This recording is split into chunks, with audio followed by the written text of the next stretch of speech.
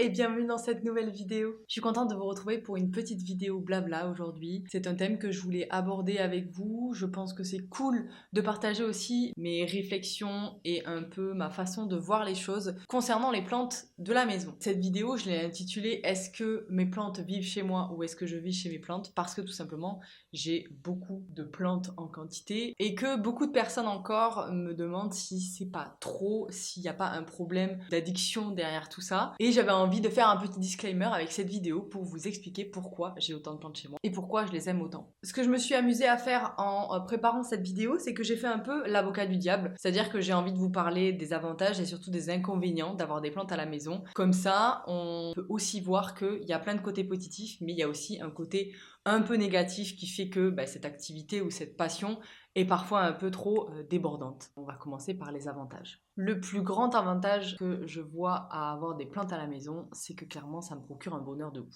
C'est bonheur de réussir quelque chose. Je sais qu'il y a des gens qui ont des passions qui sont un peu plus manuelles, qui sont un peu plus, on va dire, qui font ressortir des choses différentes de soi-même. Par exemple, la créativité, quand on aime dessiner ou quand on aime peindre. En fait, le fait de réussir à faire pousser des choses et grandir des êtres vivants à la maison, je trouve que c'est super reconnaissant pour soi-même. Puis en plus, on peut tenter des choses, c'est-à-dire qu'on peut tenter de faire des boutures, on peut essayer de faire grandir des plantes chez soi, ou même à l'extérieur, bien sûr. Je trouve que le jardinage en général, c'est un truc qui apporte un bonheur fou parce qu'en fait, quand on voit éclore un bourgeon ou quand on voit des fleurs apparaître sur un arbuste qu'on a depuis longtemps dehors ou repartir la nature et qu'on sait que ça vient de nous parce qu'en fait, c'est en pot, ça vient pas que de la terre, c'est super, ça me fait plaisir, ça me rend heureuse vraiment. J'ai mes petits bulbes de crocus ou de tulipes qui sont en train de sortir là sur le balcon. Je suis trop contente de les voir sortir, c'est un bonheur infini. Je suis trop contente de vous les partager aussi. Et en fait, j'ai envie de faire que des photos comme si je venais d'avoir un petit chat, tu vois.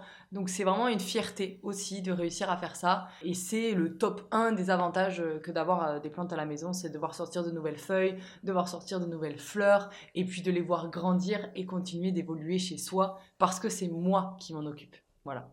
Le deuxième avantage, c'est que ça me permet de déconnecter. Je sais que certains peuvent le prendre comme un inconvénient. J'ai beaucoup de gens qui me disent mais attends, mais ça va te prendre un temps fou de t'en occuper. Mais en fait, prendre du temps de faire quelque chose que tu aimes, c'est pas de la perte de temps, c'est même ultra relaxant. Ça me permet de ne pas toucher mon téléphone, ça me permet de ne pas penser à autre chose et de penser uniquement que à mes plantes quand je suis en train de les entretenir. Le fait d'avoir un petit peu de pensée mentale à ces êtres vivants qui sont à la maison et qui me donnent autant de reconnaissance, on en parlait juste avant, en poussant, en évoluant chez moi, mais en fait ça me permet de me dire que je réussis à faire quelque chose, elles se sentent bien parce que je m'en occupe bien, et en fait le temps que je passe, ce n'est pas du temps perdu pour moi, c'est du temps investi, du temps calme pour moi, comme certains pourraient se mettre à lire le soir. Moi j'aime faire le tour de mes plantes le matin quand je me lève, j'aime aller remplir les oyas, et c'est un peu un temps de relaxation, un peu de méditation peut-être.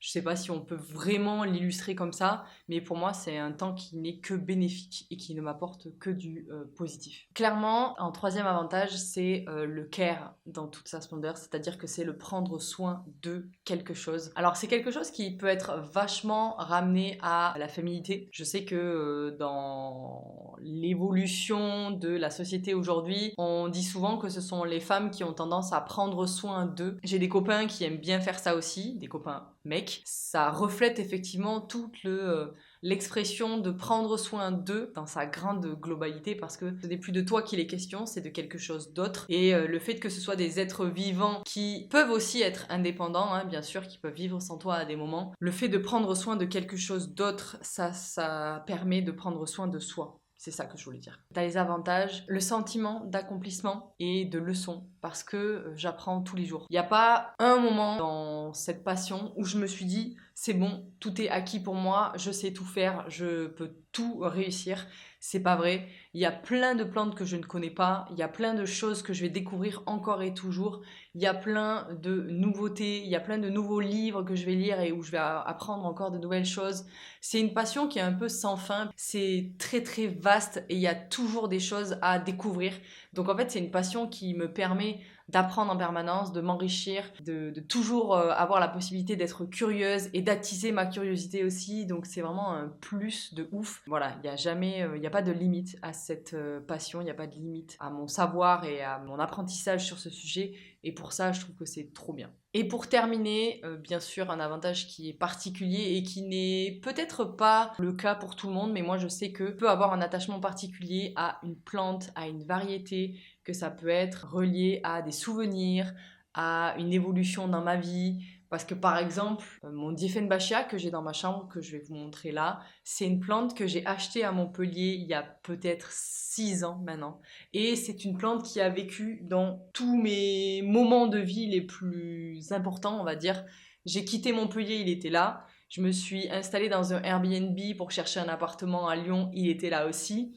J'ai déménagé et emménagé enfin à Lyon, il était là.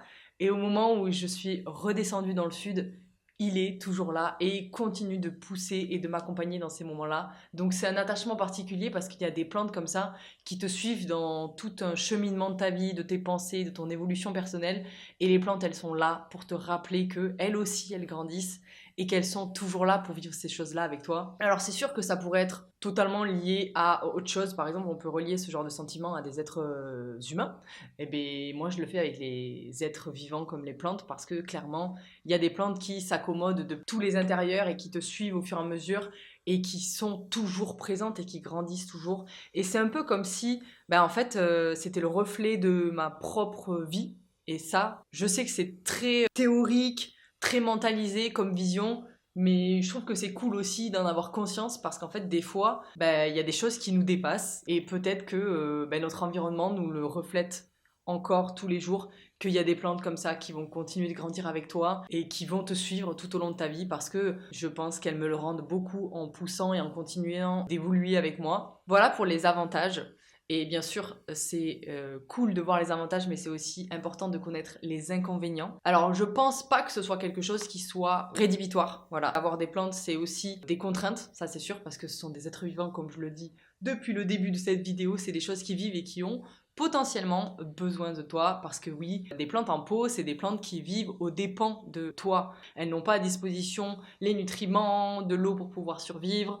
Donc ça n'a rien à voir avec un arbre qu'on va planter dans un jardin et qui va pouvoir peut-être se débrouiller sans nous pendant des années. Une plante en pot, c'est une plante qui est bloquée dans un environnement. C'est très négatif ce que je dis, mais c'est vrai en fait. C'est parce que on choisit de mettre des plantes en pot que ces plantes sont dépendantes de nous, hein. Très belle leçon celle-ci. Et bien sûr, qui dit dépendance dit présence.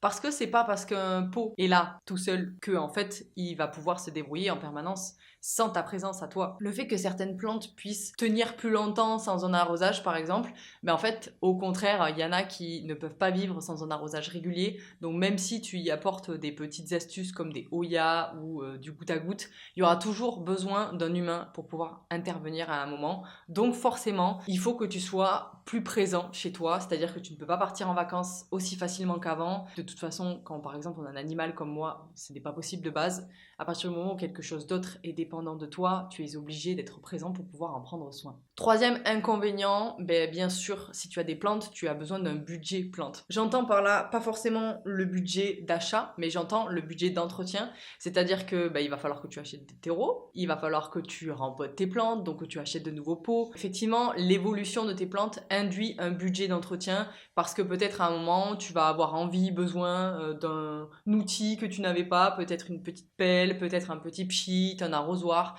Donc il y a de l'investissement au niveau de l'argent et en même temps, toute passion qui ne coûte pas d'argent, je ne sais pas si c'est possible d'avoir une passion qui ne coûte pas d'argent. C'est une très bonne réflexion. Dites-moi si jamais il y en a une qui vous vient comme ça.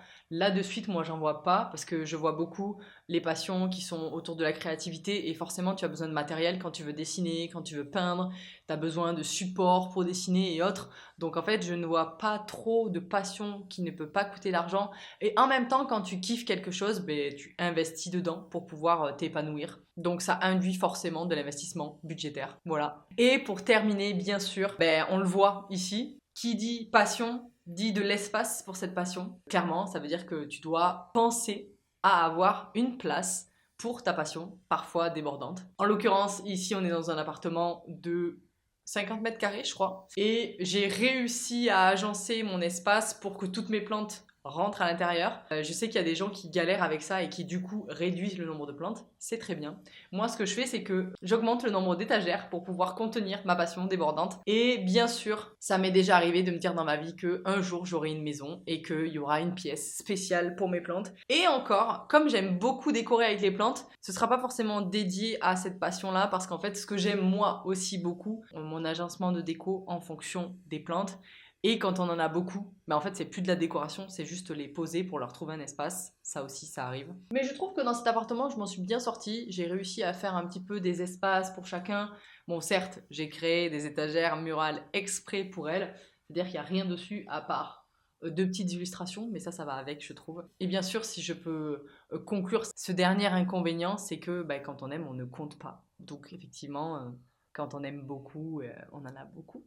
Voilà pour cette petite vidéo, un sujet qui est discutable pour tout type de passion je crois. Moi j'avais envie de vous partager mon point de vue pour les plantes surtout. Et comme ça peut vous permettre de vous rendre compte de l'investissement que c'est d'avoir des plantes. Parce que quand j'ai créé un petit peu le scénario ou on va dire la trame de cette vidéo, je me suis juste dit qu'est-ce que disent les gens qui ne me connaissent pas, un inconnu que je rencontre dans la rue et qui me dit mais attends mais ça te prend pas trop de temps, mais t'as de la place encore chez toi, ce genre de remarques, j'avais envie de les transformer en quelque chose de positif pour vous expliquer qu'une passion, même si elle est débordante, c'est un grand bonheur pour les humains. Merci d'avoir regardé cette vidéo, j'espère qu'elle vous a plu. N'hésitez pas à le dire en commentaire et peut-être à partager vos avantages à vous d'avoir votre passion débordante. N'hésitez pas à commenter et liker cette vidéo si elle vous a plu. Et on se dit à la prochaine pour une nouvelle.